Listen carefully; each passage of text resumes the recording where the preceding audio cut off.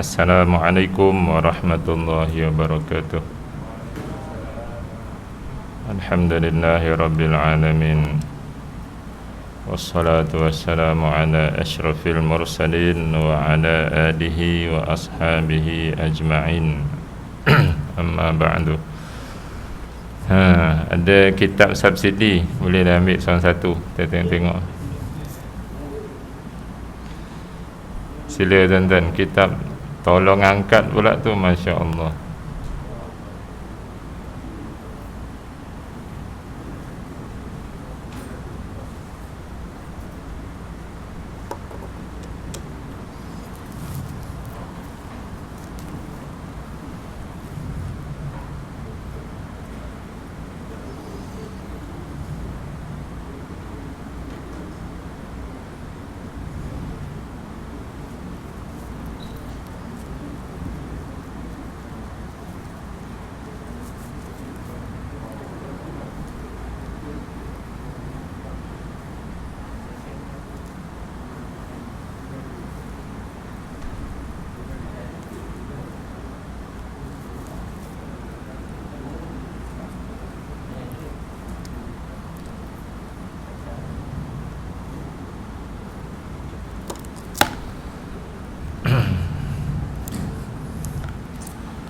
Pagi ni sebagai mukaddimah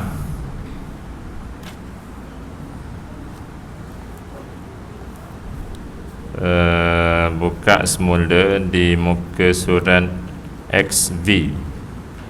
X tu 10, V tu 5, 15 Roman XV.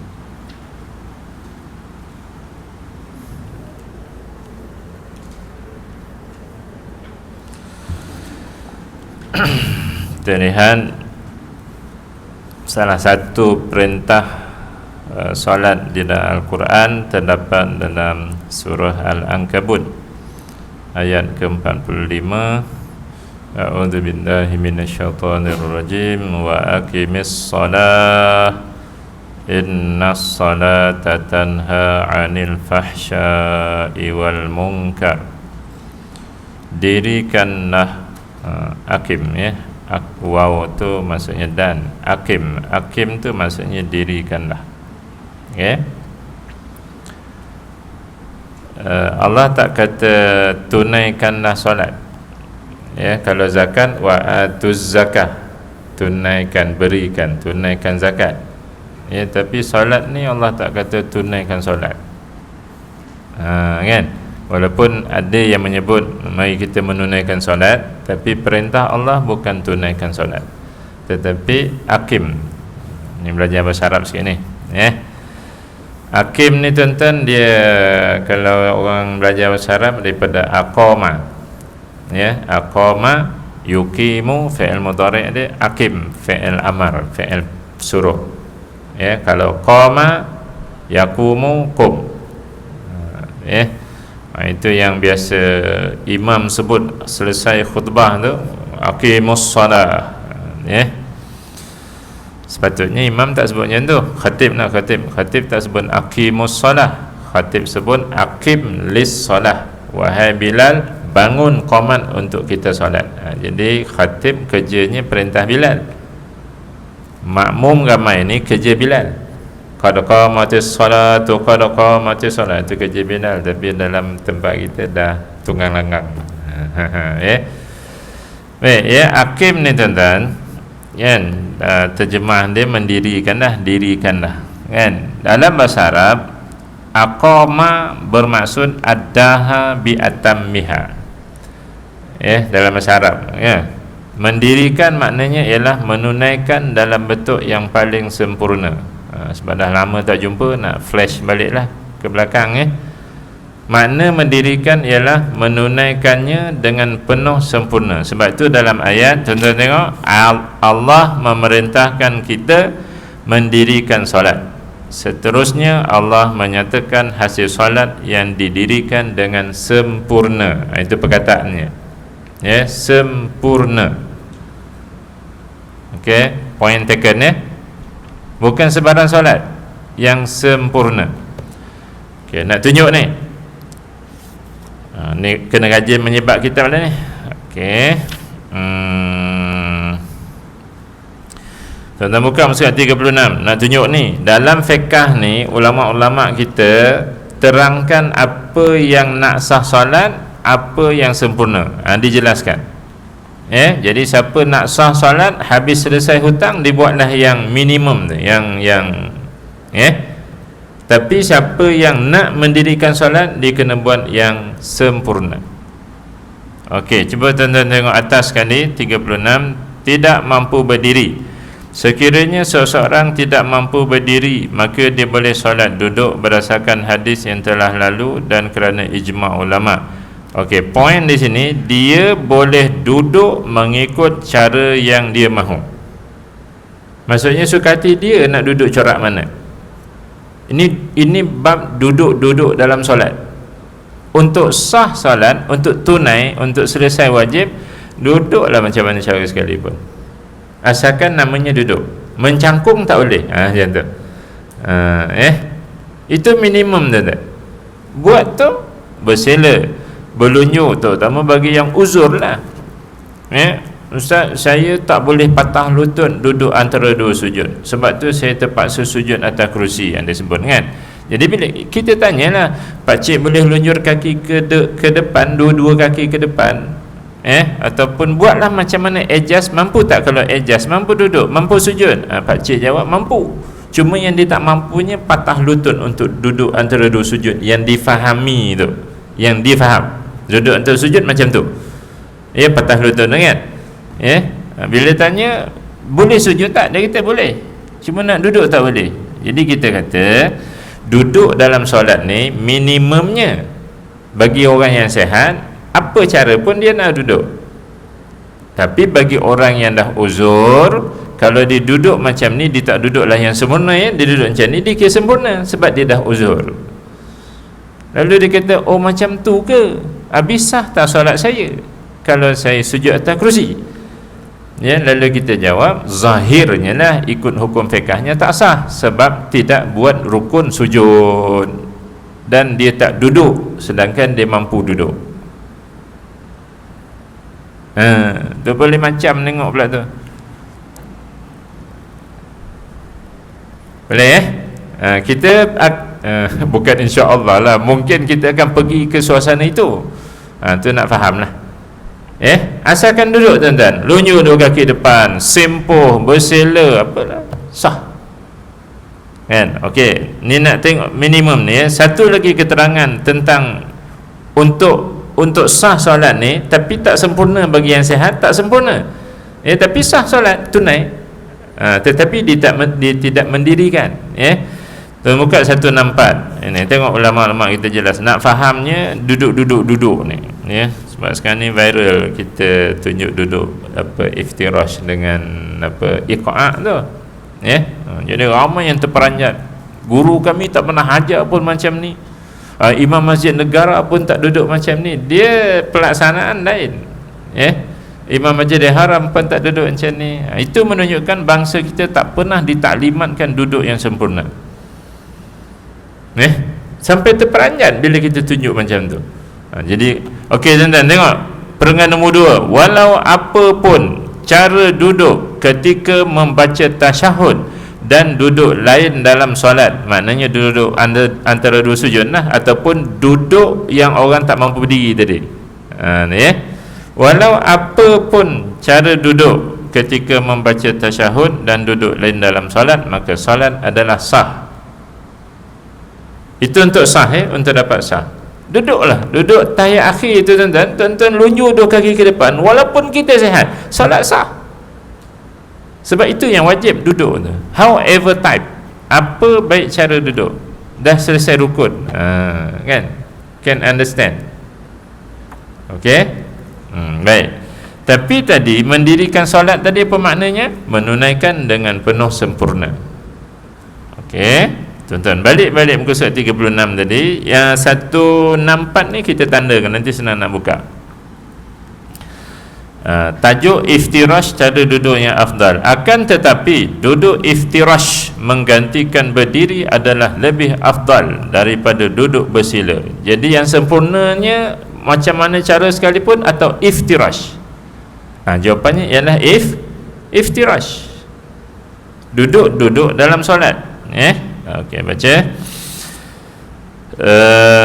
Dan duduk lain, kerana ia adalah cara duduk yang disyariatkan dalam solat. Ini dia tuan-tuan, cara duduk dalam solat yang sempurna, yang disyariatkan, yang ditunjuk oleh Rasul, dibuat oleh para sahabat, ialah duduk iftirash.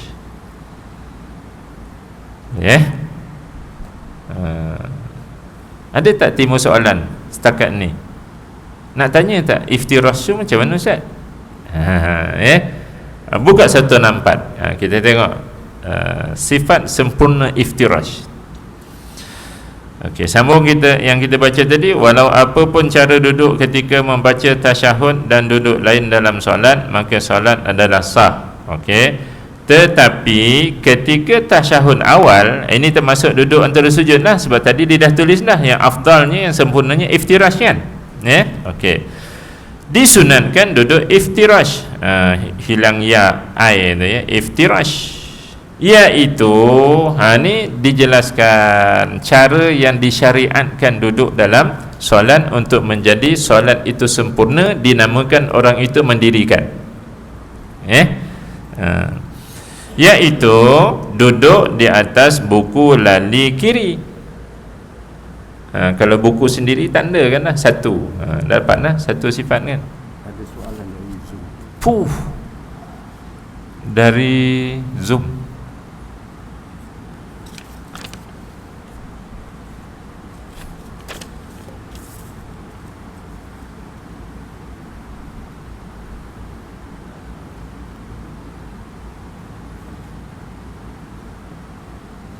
Ini cerita soalan jemaah. Okey, sekejap Satu, duduk di atas buku lali kiri, maksudnya buku lali kaki kiri lah. Okey. Satu dua, melintang setelah melintangkannya. Jadi tuan-tuan, kaki kiri kita tu dia akan follow garis saf ni. Kalau bibi sejadah tu yang belakang tu, dia akan follow tu, sama lurus dengan tu. Tak akan dia menghala ke belakang. Kalau untuk mendirikan solat, untuk menunaikan solat, untuk sah, kita dah faham tadi. Apa cara duduk pun dah sah. Okey, dua, tiga. Tiga dah tu setelah dua kan, setelah melintangkannya.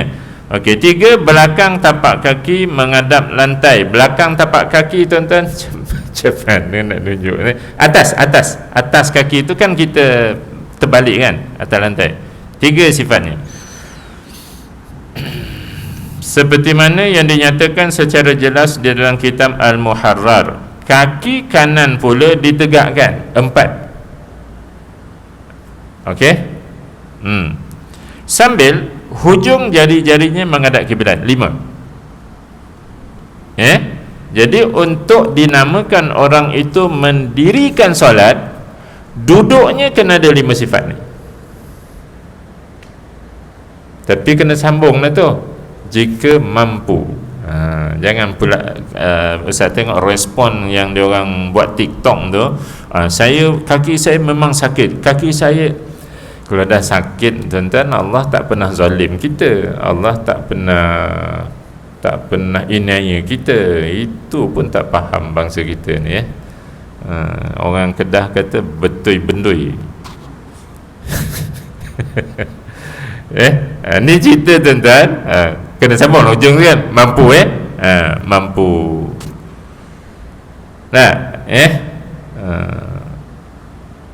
Baru namanya duduk itu duduk yang sempurna. Ingat tadi tuan perintahnya dirikanlah solat. Makna dirikan solat ialah tunaikan dalam bentuk yang paling sempurna. Contohnya kita dah jumpa sini dalam bab duduk. Kita perlu model kan tak? Perlu. Kita pilih siapa umur yang paling banyak sini.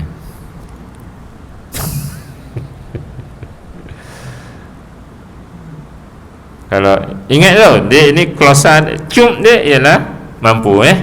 Kalau yang tak mampu, dia ikut yang tadi. apa cara duduk sekalipun. Dia ikut maksimum mampu dia lah. Mampu tak mampu ni tuan-tuan, kita, mata kita tak boleh hukum orang.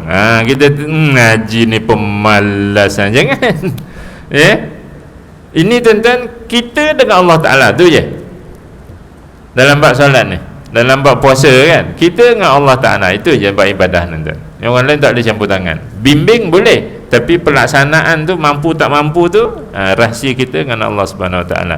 Kalau kita mampu buat, lepas tu kita tak buat, lalu kita cakap kat orang, saya tak mampu, walhal Allah tahu kita mampu. Jadi yang menilai solat ialah Allah Subhanahu Wa Ta'ala.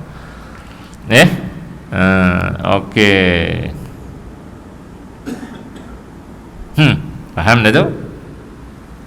Ni cerita duduk. Okey. Pergi rokok pula tuan-tuan. Kalau ada di kalangan tuan-tuan haji, datuk-datuk yang suka rela, Ustaz saya nak buat, Ustaz tengok sempurna tak sempurna, silakan, nanti kita betulkan. Dia belajar soalan elok macam tu. Jangan suruh Ustaz tunjuk, Ustaz tunjuk Ustaz, nanti siapa yang betul? Dia belajar ibadah ni, kita buat, minta guru sahihkan, minta guru cek, itu paling bagus. Modul Ustaz buat untuk anak-anak kita ni, terutama di tahfiz ni, di PITAS, Persatuan Tahfiz Negeri Selangor ni, ada 410 buah. Kita akan pimpin ni anak-anak kita ni solat sempurna ni, ialah sampai ke tahap dia boleh betulkan kawan dia, maksudnya dia betul-betul faham. Kita buat, dan juga untuk anak-anak dan cucu-cucu tuan-tuan lah, nanti boleh buat. Nanti kita akan set satu grup ustaz yang muda-muda ni, yang umur 28 ni, untuk bimbing anak-anak kita tu. Tuan-tuan hantar je ke masjid, nanti dia bimbing, supaya dia tak jadi generasi macam ni. Bila kenalkan iftirash ni ada 5 sifat, guru saya tak pernah ajar pun, ustaz saya tak pernah ajar pun, imam saya pun tak duduk macam ni. Jadi terperanjat sebab baru kenal. Dalam umur 67, 65 baru kenal. Jadi tak cantik. Jadi kita nak atasi, maksudnya 30 tahun akan datang tak ada berlaku macam tu. Anak-anak kita dah tahu dah. Inilah duduk solat, seperti mana orang Pakistan solat, tuan-tuan. Tengok macam mana dia duduk. Ada dia silang-silang kaki duduk? Tak elok. Sebab ulama dia pentingkan solat. Kuliah-kuliah, belajar-belajar, solat tu lah yang dia ajar. Dia tak ada ceramah macam kat Malaysia, tuan-tuan. Ceramah-ceramah cerita kereta api, cerita tapak kaki Nabi Adam, tak ada di tempat-tempat sana. Dipentingkan fardu ain, dibimbing. Okey, jom tengok lagi. Minimum sempurna. Tuan-tuan buka muka surat 89. Main sebutnya tu, betul tak betul? Betul. Dalam bab rokok pula tuan-tuan, 89. Lambat tak apa, janji kita dapat. Lepas ni kita buat sesi soal jawab. Rokok minimum daripada kitab tebal ni tuan-tuan. Malam tadi ustaz-ustaz daerah Kelang, daerah Petaling tunjukkan kat kita, rupa-rupanya kitab yang Arab ni tuan-tuan, dia ada 6 jilid cetakan baru. Yang ustaznya dulu tahun 80-an dulu 4 jilid. Beli kat Mesir harga RM40, RM46 ke 4 jilid tu kan. Di Malaysia tuan-tuan, kalau tuan-tuan minat nak baca yang Arab ni lah, yang pandai Arab tengok hidung, tengok dahi, tengok tak pandai tu. 6 jilid siap dengan baris Ustaz, siap dengan baris bawah bari atas tu, harga dia RM260. Jadi kalau tuan-tuan nak beli, cari lah kat kedai-kedai. Dalam kitab tebal-tebal ni tuan-tuan dibahaskan rokok minimum rokok yang wajib bagi orang yang solat berdiri ialah tunduk lurus ke hadapan. Ingat tuan-tuan tu poin tu. Rokok bukan henjut habis ke bawah. Sebagaimana kita tengok ada kawan-kawan kita henjut habis ke bawah sampai kepala dia ke bawah. Rokok ke depan. Sekadar 2 tapak tangan yang normal kejadiannya, tak pendek sangat, tak panjang sangat, sampai kedua lutut sekiranya dia hendak meletakkannya. Sekiranya kalau dia nak letak, kalau dia tak letak tangan kat lutut pun, dia dah tunduk ke depan tu, solat dah sah. Itu minimum. Jadi jangan kata letak ni sebagai wajib. Itu pun saya dah jumpa. Bukan seorang orang, ramai yang kata letak tangan ni wajib, kalau tak letak tak sah. Allahu Akbar. Ini cerita ilmu solat ni. Ilmu tawaf keliling semua tuan-tuan tahu kan, kat mana Hajar Aswad, kat mana Taul Usid, semua tahu sebab ditaklimatkan detail.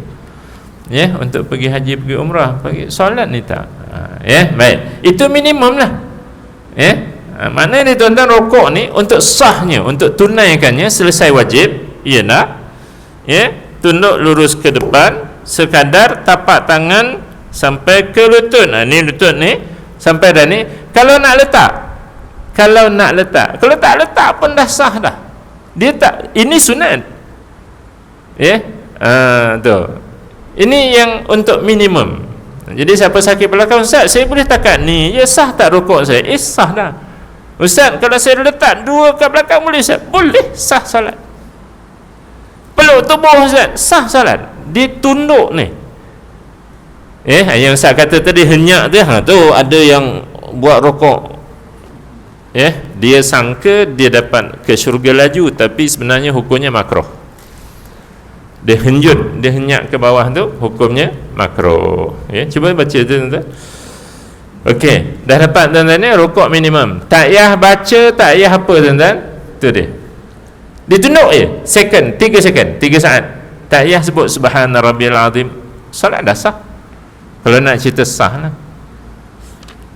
Tapi tuan-tuan, di muka surat 91 rokok sempurna. Jadi mendirikan solat tadi apa makna tuan-tuan? Menunaikan dengan penuh sempurna. Itu yang kita nak galakkan pelajari semula, yang sempurna, bukan yang sah. Melurus belakang dengan tengkuk, belakang dengan tengkuk sehingga menjadi seperti sekeping papan yang lurus kerana ittiba. Ittiba ni mana-mana tuan-tuan jumpa maksudnya ikut Nabi. Sebab solat ni modelnya ialah Nabi SAW. Bukan imam Masjidil Haram, bukan imam masjid negara. Dan bukan imam masjid-masjid kita. Modelnya ialah Rasul. Jadi kalau imam-imam ini buat tak ikut Rasul, dia tak boleh jadi model. Boleh tuan-tuan dan bukan ustaz lah, bukan ustaz. Okey. Tengok, sekiranya seseorang tidak melakukannya maka hukumnya makruh. Jadi apa hukum henyak tadi sampai ke bawah tadi, sampai tunduk tadi tuan? Makruh. Orang yang melakukan tu menyangka dia melakukan ibadah bersungguh-sungguh. Sebab jahil, tak ada ilmu, dia sangka dia buat elok tu dengan henyak ke bawah tadi. Ini aku hamba sungguh-sungguh ni, gitu. Tapi ilmunya makruh. Makruh maksudnya Allah tak suka. Tinggalkan perbuatan tu Allah suka. Maksudnya lurus tu lah yang maksimum rokok. Nampak tak? Ada minimum, ada sempurna. Kan? Kalau tanya orang perempuan, nak duit RM10 ke nak duit RM1,000? Mesti dia jawab nak RM1,000. Jadi RM10 minimum kan, RM1,000 sempurna. Buat ibadah je, buat yang minimum. Tu, namun solat sunat ni kita tengok, solat fardu elok, tapi solat sunat dia dah mula simple. Solat sama status, fardu dan sunat sama, kecuali satu je tuan-tuan. Fardu dia wajib berdiri, sunat dia boleh duduk. Boleh duduk tu pun kalau ikut dia punya ilah ni, dia punya sebabnya dia, apa? Kerana ibadah solat sunat ni banyak. Kalau diwajibkan berdiri tak mampu buat banyak. Kita solat sunat tak banyak pun, dia kena berdiri nunggu beratur kat bank boleh berdiri lama, solat duduk malu lah. Ini nak tunjuk ni ada minimum, ada sempurna. Sebab makna mendirikan solat ialah melaksanakan dengan penuh sempurna. Kemudian tuan-tuan, apa lagi i'tidal. Cuba buka tuan-tuan 99. I'tidal. Wajib tamakninah dalam i'tidal. Okey. Jadi dibangun daripada rokok, bangun berdiri 3 saat, lepas tu pergi sujud, dah dapat i'tidal. Tapi tata cara i'tidal yang sempurna, muka surat 100, ada tuan-tuan cara dia. Antara yang kita nampak cacannya ialah disunatkan mengangkat dua tangan seperti dalam takbiratul ihram serentak dengan mula-mula mengangkat kepala daripada rokok. Ini yang kita nampak clear, ramai yang tak laksanakan lah, ya, tak buat. Okey, dia kata apa tuan? Kalau i'tidal yang nak sahnya ni daripada rokok macam ni tadi, minimum kan, ya, dia bangun tuan, 1, 2, 3, dia pergi sujud, tak payah sebut sami Allah, tak sebut Rabbana, tak payah apa-apa tuan, tu je, 3 second dia tegak tu, 3 second dia pergi sujud balik, dah sah solat. Jadi kalau orang solat 4 rakaat 7 tarawih berapa, 20 rakaat 7 minit tu kan tanya, sah tak kalau buat macam tu? Kalau ada yang minimum ni sah lah. Tu, ya, tapi itulah nanti kita nyatakan, ada satu hadis kita kongsi nanti, ya. Allah campak je solat tu, ya.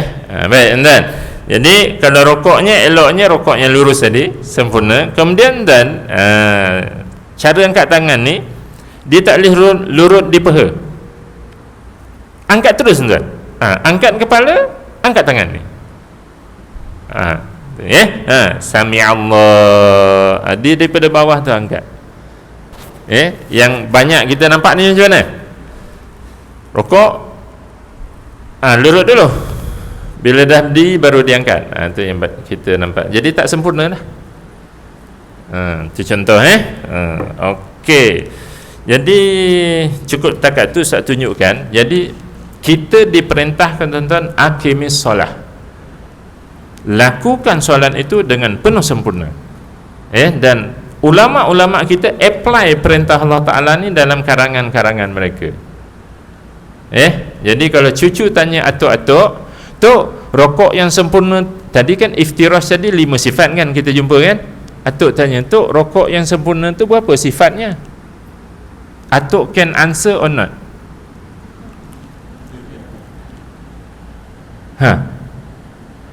Kalau cucu tanya, tok, McDonald kat mana? Atuk boleh jawab. Tok boleh jawab. Tok, saya tak dapat buka komputer ni, Facebook ni lah, tok, macam mana tu? Atuk boleh buka kan? Tapi atuk tanya, cucu tanya sekarang ni, berapa sifat rokok yang sempurna? Atuk pun jawab apa? Kau sekolah kafah SRA tu belajar apa? Tanya atuk balik. Ni mesti main-main kat sekolah ni, dia serang balik cucu dia tu. Jadi tuan-tuan, pagi ni untuk memulakan kuliah siri pelepasan COVID yang kedua ni lepas ni siri 3, siri 4, wallahu alam dah kan, 12 ke 15 rentas negeri boleh kan, apa jadi kita tak tahu lagi, tapi kita usahalah, kita usaha insya-Allah. Nak ajak semua yang ada pagi ni dan sahabat-sahabat kita yang lain, nanti mungkin jawatan kuasa masjid boleh jemput ustaz-ustaz mana yang pandai bercakap pada orang ramai ni untuk kempen solat sempurna ni hari Jumaat. 10 minit, 15 minit lepas masuk waktu tu, bagi ruang untuk kempen, untuk semua orang dengar. Sebab tak semua orang datang ni, subuh ni, maghrib tak ramai datang. Sebab kita nak maklumkan, solat yang Allah recognize, yang Allah akan iktiraf ialah solat yang sempurna. Solat yang tak akan berdosa dah, maksudnya tunai, solat minimum. Baik.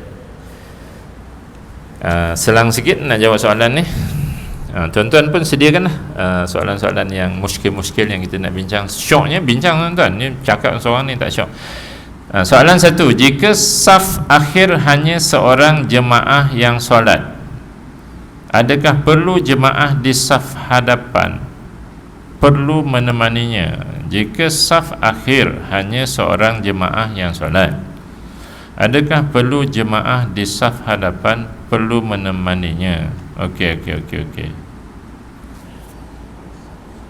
Ustaz, ada banyak masa lapang, bagi email nanti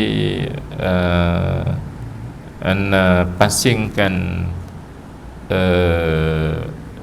dalam Word lagi, boleh jawab dengan membaca, sebab dah terjemah daripada kitab ni, adab aturan makmum imam. Ni semua ada jawapan di dalam yang tu, tapi belum jadi buku lagi. Tuan-tuan, hukum makruh kalau makmum berseorangan dalam saf. Dia berpunca pada situlah. Makruh makmum berseorangan dalam saf. Maksudnya saf 1 penuh, 2 penuh, 3 penuh, mari seorang je ke nak saf 4. Dia pun Allahu Akbar tengah-tengah tu seorang-seorang. Hukumnya makruh. Oleh itu sayugialah dia. Dalam kitab kuning sayugia perkataan tu kan. Dia pergi ke, dia tak pergi ke tengah ni, dia pergi ke belakang orang nombor 2 tepi kanan, tepi sana. Dia pergi belakang orang nombor 2. Jangan yang belakang orang tepi sekali. Belakang orang nombor 2. Dia pun takbiratul ihram, Allahu Akbar. Setelah itu dia mengisyaratkan kepada orang yang tepi sekali dalam saf 3 tu untuk mengundur bersama dia. Tapi kitab ni tulis hujung tu, sekiranya dia yakin orang itu memahami isyaratnya itu. Kalau dia tengok macam jahil dia, jangan. Macam-macam boleh jadi. Kalau dia tengok Datuk ni okey ni, dia faham ni, dia cuin lah. Kita biasa kita cuin lah. Ni apa-apalah tuan-tuan, isyarat kepada orang ni untuk dia mengundur, menemani dia jadi 2 orang saf nombor 4. Itu cara untuk mengelakkan apa tadi, makruh berseorangan dalam saf. Orang jahil ni tuan-tuan, dia berlaku tau di Permaiin Kuala Terengganu kan. Dia ada surau, ada seminar masa tu, apa nama masa tu Yang Tuan Agong je, Sultan Terengganu kan, minta kita muzakarah dengan dalam 40 orang ustaz-ustaz dia lah tentang solat ni lah. Kita pun pergi lah. Jadi solat zuhur tu pergi surau lah kan, daripada Dewan pergi surau kan. Jadi kebetulan ustaz pergi masuk bilik air dulu, dah lambat kan. Jadi bila kita masuk kemudian tu nampaklah belah kiri kosong ni dia 01 saf yang 2 saf kan. 01, tapi tadi sama-sama mi wuduk, ada seorang lagi yang dia baru datang. Jadi ustaz dah selesai wuduk, dia ada lagi wuduk. Jadi kita ni nak mengelakkan dia makruh, pergilah belakang imam saf 3 tu, Allahu Akbar, dengan mengharap dia join kita lah untuk elak dia makruh. Tuan-tuan, apa berlaku? Dia pergi masuk saf tu. Habis solat, saya tengok dalam bahasa kampung, hantu air betul orang ni. Aku nak tolong dia elak makruh. Tu kan jahil berlaku kan, jahil akan berlaku. Okey, baik, dah jawab dah soalan tu. Makruh berseorangan dalam saf. Ustaz, kalau agak-agak dia tu pilihlah yang mana-mana kot. Temankan dalam saf. Okey. Sebab itu perlu hadir solat jemaah bila orang qomat, senang. Nombor 2, sekiranya seorang membaca surah dalam solat tersalah membaca ayat-ayatnya tanpa sengaja, adakah berdosa? Kan kita baca amanah Rasul tu, Rabbana la tu'akhidna in nasina aw akhta'na. Itu kan kita berdoa, ya Allah, jangan engkau ambil kira, la tu'akhidna, jangan engkau ambil kira, maksudnya jangan hukum kita lah. In nasina, in tu jika, nasina tu lupa, kami lupa, atau akhta'na, kami tersalah. Ini tak sengaja ni termasuk tersalah lah. Allah tak ambil kira. Dia kalau sengaja yang jadi salah. Ni baca surah apa ni? Surah Ali Imran ke Qul Huwallah?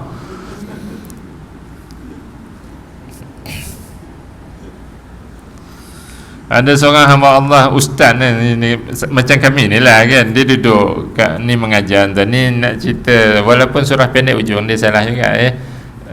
Dia tengah mengajar tu, dia ada cakap silap kan, dia salah cakap. Jadi bangun seorang ustaz veteran 78 umur, katalah tiang nombor 3 nombor 4 sana, jauh belakang sikit. Jadi bila dia nak bercakap kan, dia kuat suara, kalau tak dengar ke depan kan. Jadi dia tinggal, ustaz tadi minta maaf, saya kena betulkan ni, takut nanti ustaz ni tak sempat nak betulkan dia beritahulah yang tak betul tu. Jadi ustaz muda ni umur 40-an ni tengking ustaz ni, Dia tak ada akhlak, tak ada adab.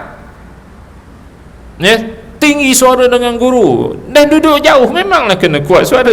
Kalau buat sentimental lah orang tengah.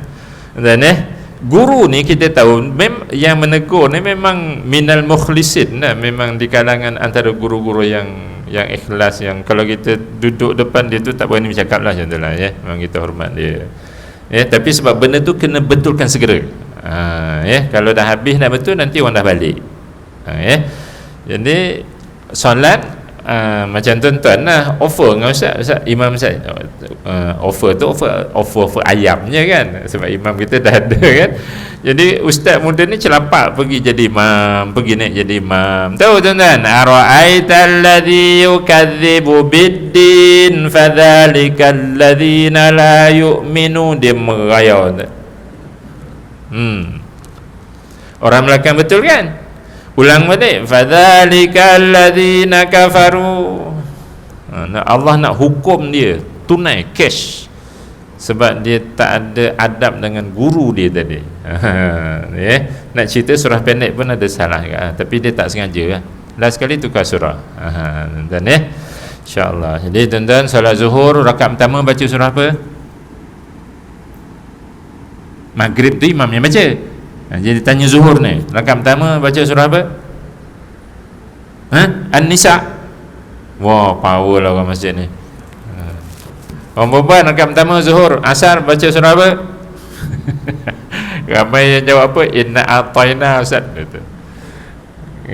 Jadi kalau rakaat pertama dah inna a'tayna, rakaat kedua nak baca surah apa? Li'ila fi Quraisy itu tak dapat sunat, sebab dia sunat memanjangkan surah yang pertama tu kat atas surah yang kedua. Inna atayna tu kan dah 3, wal asri kan dah 3. Rakaat pertama, rakaat kedua nak baca apa? Tuan-tuan belajar lah, baca panjang sikit. Jadi tuan imam maghrib jangan, maghrib sunat surah pendek-pendek dia isyak nanti baca surah Baqarah satu surah. Assalamualaikum, tengok ada 2 orang di belakang. Baik tuan-tuan, soalan live untuk yang sini pula. Silakan tuan-tuan. Ada ke yang ni? Yang tak ada? Kita bagi ruang untuk bertanya-bertanya, dapat kepastian. Silakan. Ya, sila.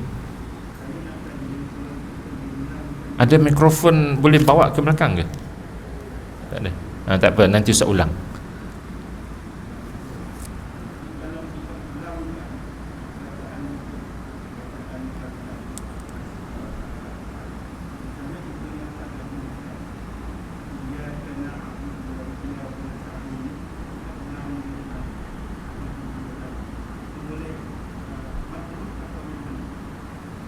Maksudnya ulang.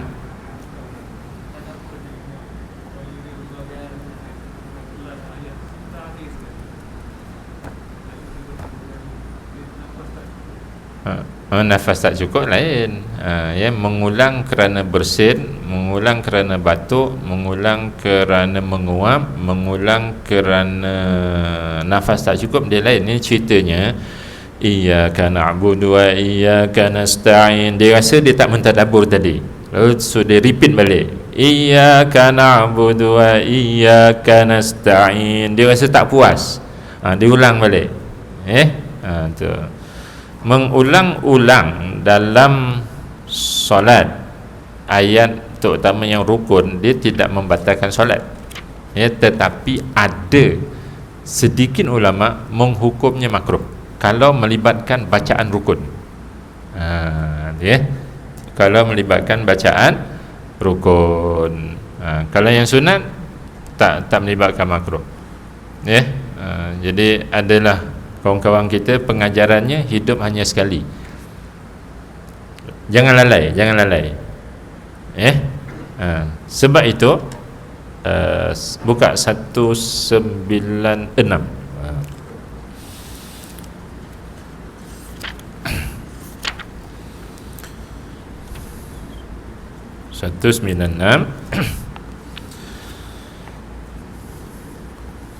A'udzubillah. Qad aflahal mu'minun alladzina hum fi salatihim khashi'un. Ini terjemahan tuan-tuan tahu dah. Tengok bawah tu, Sayyidina Ali radhiyallahu anhu menafsirkan khusyuk di dalam ayat ini dengan ni poin dia, hati yang sedar. Menahan anggota zahir itu tak apalah, kita nak ambil hati yang sedar. Hati yang sedar. Jadi waktu kita iyyaka na'budu wa iyyaka nasta'in, hati kita apa? Makna khusyuk tu, tuturan kita ni sebenarnya datang berpunca daripada hati ni. Bukannya tuturan kosong-kosong. Bukannya kosong. Dia datang pada hati. Ya, di dalam hatinya, padu ya Allah, hanya pada Engkau kami abdikan diri di dunia ini. Tapi susah ya Allah. Oleh itu hanya pada Engkau kami minta tolong. Dalam hati dia ni, lalu dituturkan dengan lidahnya, iyyaka na'budu wa iyyaka nasta'in.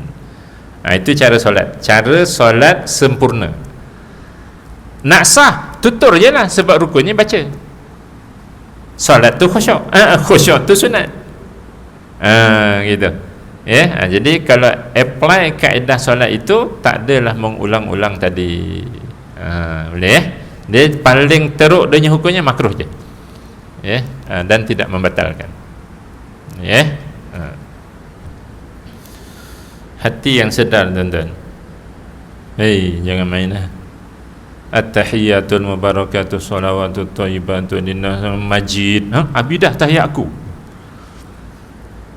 Ada berlaku macam tu tak? Kalau ada tak apa. Takut ades, ada apostrophe S. Acam kali sangat macam tu. Allahu akbar, Allahu akbaru kabiru minal muslimin. Abidah iftitah. Gitu. So lidah kita menutur tu dia macam atas angin. Hati tidak sedar. Ini kena berlatih, tuan-tuan. Ini kena berlatih. Ini perlu latihan. Maksudnya kita usaha. Lama-lama, tuan-tuan akan jadi merana menderita kalau imam pimpin solat laju. Kita di belakang akan menderita. Sebab untuk sedar tadi dia memang tak boleh laju. Jadi kena tertib, bacanya tartil. Agak-agak orang antara dua sujud yang membaca Rabbi firli warhamni wajibuni warfa'ni warzuqni wahdini wa'afini wa'fu'anni, hatinya sedar tak? Tak ada. Jauh panggang dia api dah tu. Agak-agak waktu rokok orang yang membaca subhana rabbil azim wa bihamdihi subhana rabbil azim wa bihamdihi subhana rabbil azim wa bihamdihi, hati dia sedar tak? Takkan. Tu solat, tuan-tuan. Okey, jumpa dah, dapat jawapan. Seterusnya silakan.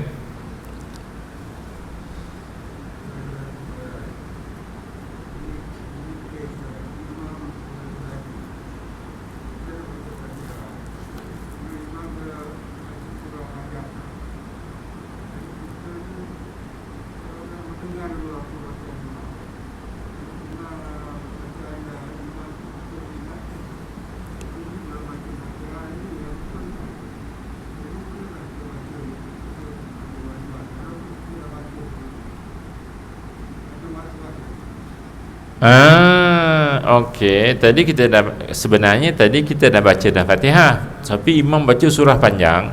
Jadi kat ujung-ujung tu dah terlintas balik, aku dah baca Fatihah ke belum? Gitu. Okey. Yang ni ulama kita dulu jawab. Ustaz tunjukkan jawapan ulamanya, bukan jawapan kita. Sebab kita sejahil-jahil manusia. Yang alimnya ulama besar kita ni. Dalam bab Fatihah, Ustaz, di muka surat 59.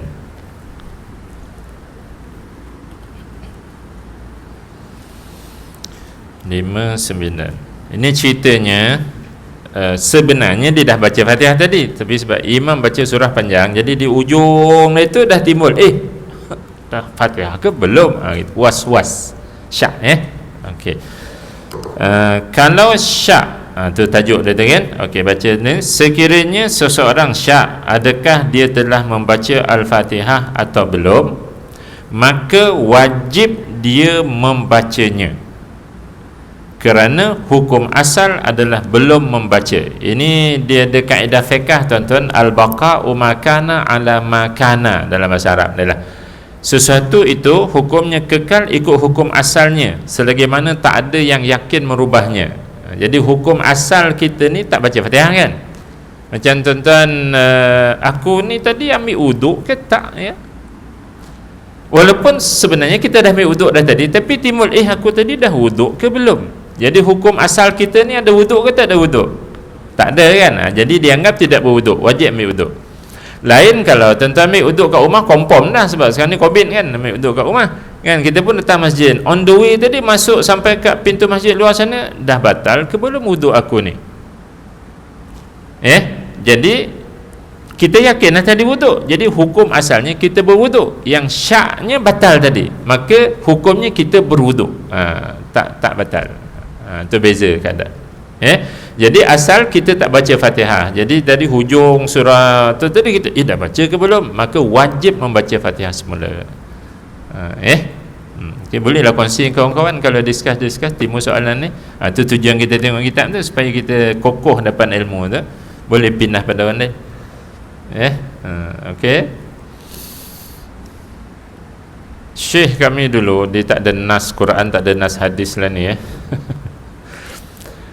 Siapa yang kerap lupa rukun dalam solat, Fatihah ni rukun lah kan, maka dia mesti banyak taubat salahnya terhadap ibu bapa. Dia pesan macam tu lah. Antara bentuk hukuman Allah Ta'ala kat dunia terhadap orang yang derhaka ibu bapa ialah dia lupakan rakaat, dia lupakan macam tadi, dah baca ke belum, aku dah rokok ke belum. Dia banyak macam tu berlaku. Kena banyak taubat dan doakan ampun untuk ibu bapa kita lah. Tok Syekh kami dulu pesan, bila timbul soalan macam ni kan, dibangkitkan macam tu lah. Sebab Allah buat sesuatu tidak sia-sia kan, dia ada hikmah dia. Baik. Lagi seterusnya silakan, soalan ketiga.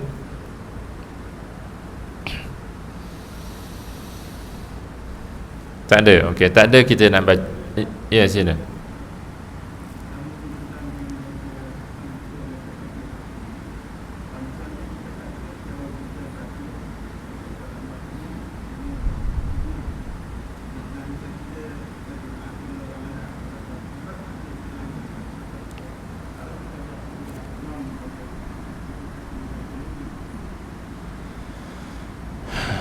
Tak jelas.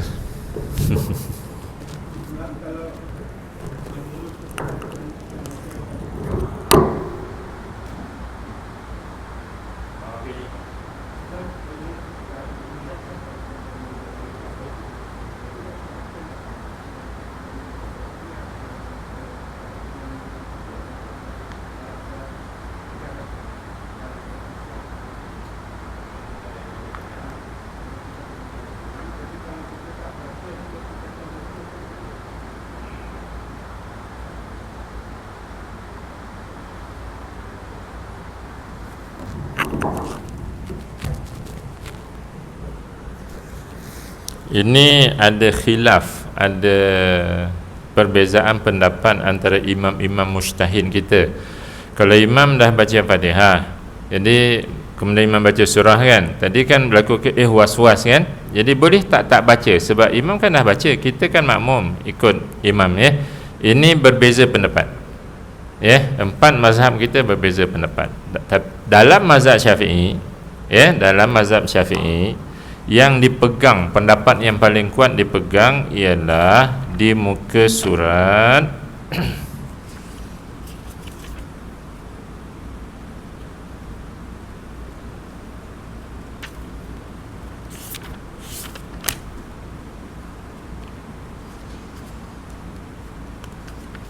masih dalam bab Fatihah lagi lah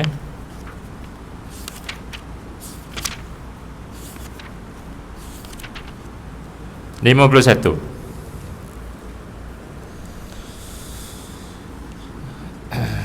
Okey, baca dia punya keterangan tu. Al-Fatihah wajib dibaca setiap rakaat dalam solat kecuali, maksud kecuali ni yang tak perlu baca Fatihah ataupun tak perlu habiskan Fatihah. Siapa dia? Rakaat pertama seorang yang masbuk. Itu dalam Syafi'i kita. Ya, orang yang datang lambat, kan? Allahu Akbar, a'udzubillah, imam Allahu Akbar, imam rokok, maka dia boleh terus rokok, tak payah baca Fatihah. Selain daripada yang masbuk ni, wajib membaca Fatihah setiap rakaat. Itu dalam ijtihad yang paling kuat dipilih oleh imam-imam kita dalam mazhab Syafi'i kita ni. Kalau buka kitab Majmu' yang Ustaz kata 23 volume tebal tu, kat situ diterangkan lah. Ada ulama kata kalau imam dah baca tak payah baca, gitu ya.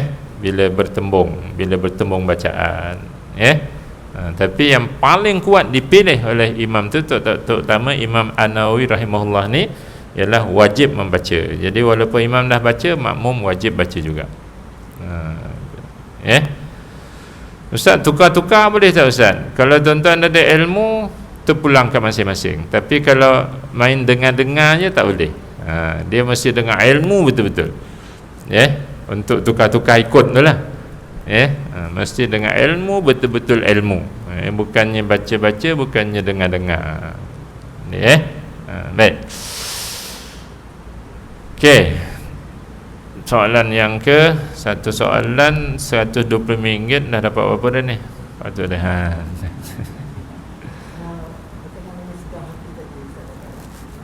Sedah hati.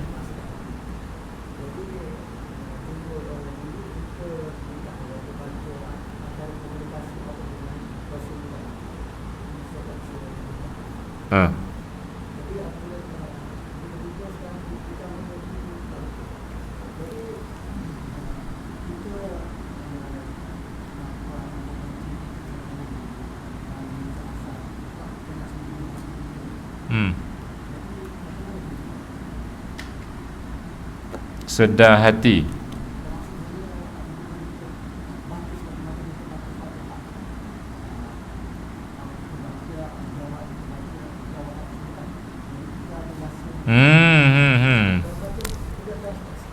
Zaleh. Sedah hati tadi. Jadi bila kita baca alhamdulillah Allah macam tu dia disertai dengan untuk sedar tadi, Allah, alhamdulillah rabbil alamin, Allah, selang-selang macam tu. Dia macam ni. Kalau kita kena gout dua kaki, tak boleh jalan kan, ataupun stroke, terbaring dalam rumah seorang-seorang, tapi suara kita kuat, suara kita kuat, kemudian rumah kita terbakar, kita ada dalam rumah, jiran ada kat depan, ada, kita tahu suara dia ada kat luar tu, jiran-jiran kan, kemudian kita jerit minta tolong, betul tak? Jerit minta tolong tu lidah saja ke sedah hati?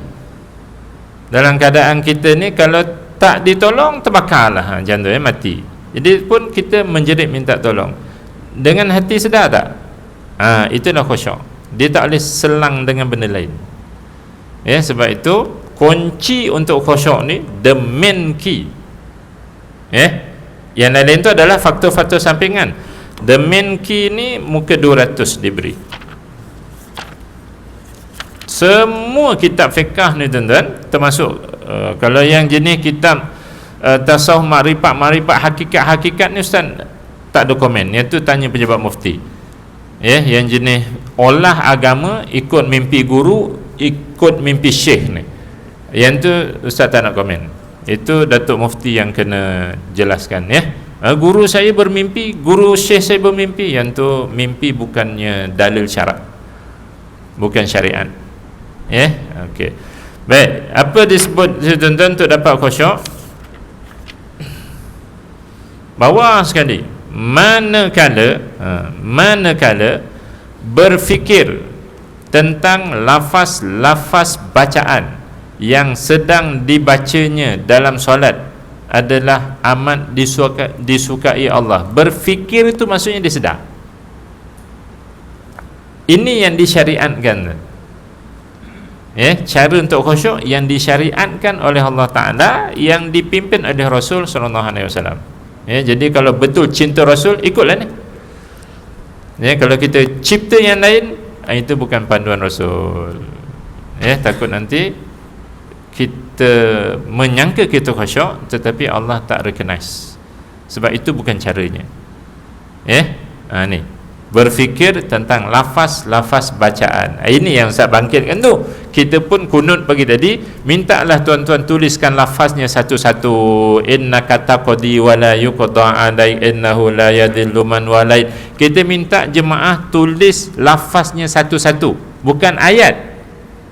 Satu tu innaka taqdi wa la yuqda alaik, minta tulis satu-satu lafaz. Maksudnya pecahkanlah. Ini lafaznya, ini lafaznya. Apa dapatan kami tuan-tuan? Fil. Jadi kalau fil untuk detect lafaz, boleh tak khusyuk? Jauh panggang dari api lah. Ini pun satu lagi. Ustaz nak menyesal orang Melayu ke? Kan tu lafaz Arab, kita ni bangsa Melayu. No tuan-tuan. If I say you have not performed in solat, you can understand certainly without translator. And you can spell. You never perform spell dia macam mana? So how many word? You never perform, how many word? Kan boleh kita detect. You spelling macam mana? Y-O-U. Never, N-E-V-E-R. Kalau English kita boleh detect kalimah-kalimah, walhal kita bangsa Melayu, mengapa kalimah lafaz-lafaz dalam solat kita tak boleh detect?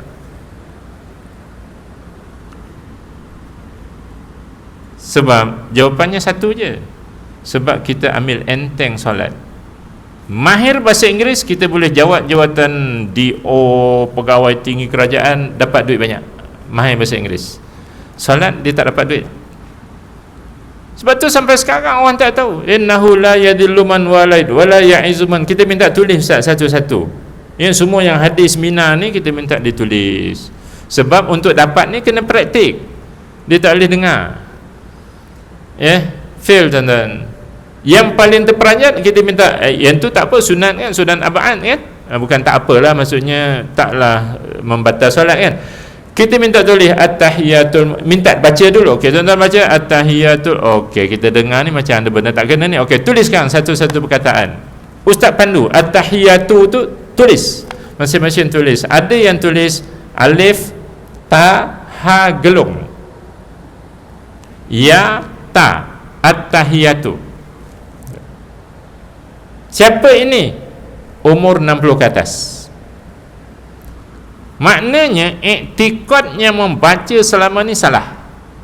Iktikad di huruf yang dibaca, kalimahnya salah. Jadi tuan-tuan, solatnya boleh batal. Itu cerita lafaz-lafaz. Sebab tu guru-guru pondok kami dulu tuan-tuan, dia tak ada ceramah Maulidur Rasul panjang, dia tak ada ceramah apa, dia tibai yang ni je. Bahasa Kedah lah tu. Dia tibai yang ni tuan-tuan. Tak hafal, tak tahu, hang keluar dia tu, jangan mengaji dengan aku. Sebab ini basic, ini asas. Tuan-tuan, insya-Allah kita usahalah. Selagi Ustaz hidup, ada tenaga, ada masa, kita pimpin.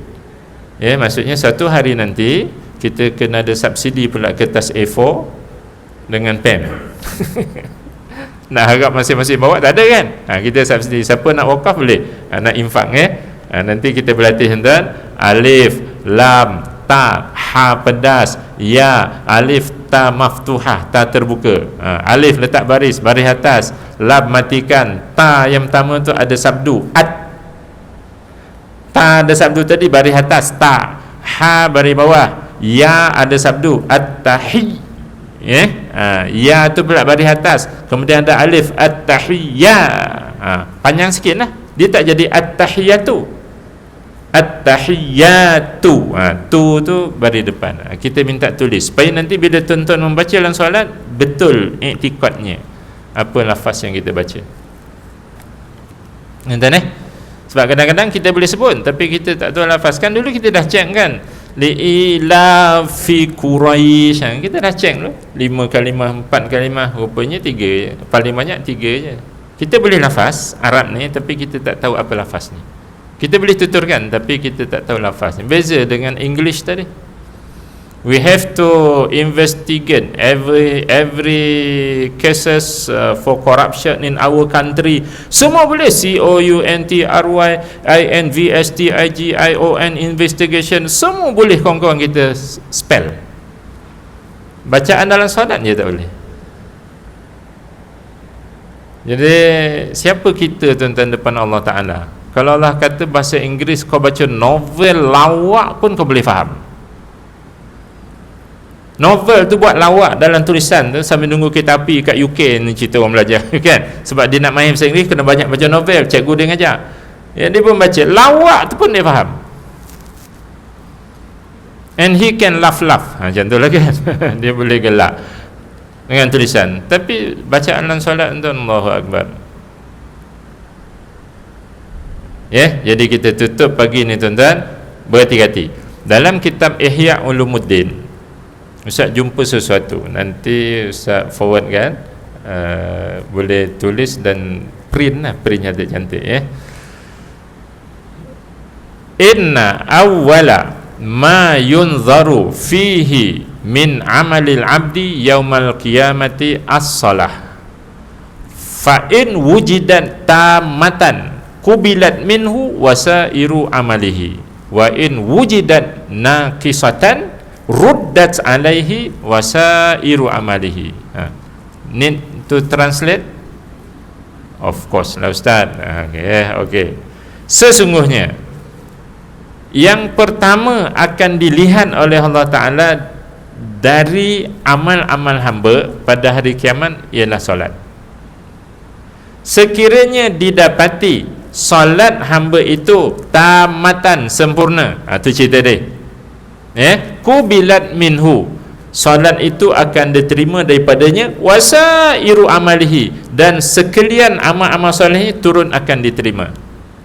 Wa in wujidat naqisatan, kalau didapati, maksudnya Allah dapatilah ya, kalau didapati oleh Allah solat itu naqisatan, cacat, kurang, ruddat alaihi, solat itu akan dipulang ke dia balik, wasairu amalihi, dan seluruh amal solehnya akan dipulang semula pada dia.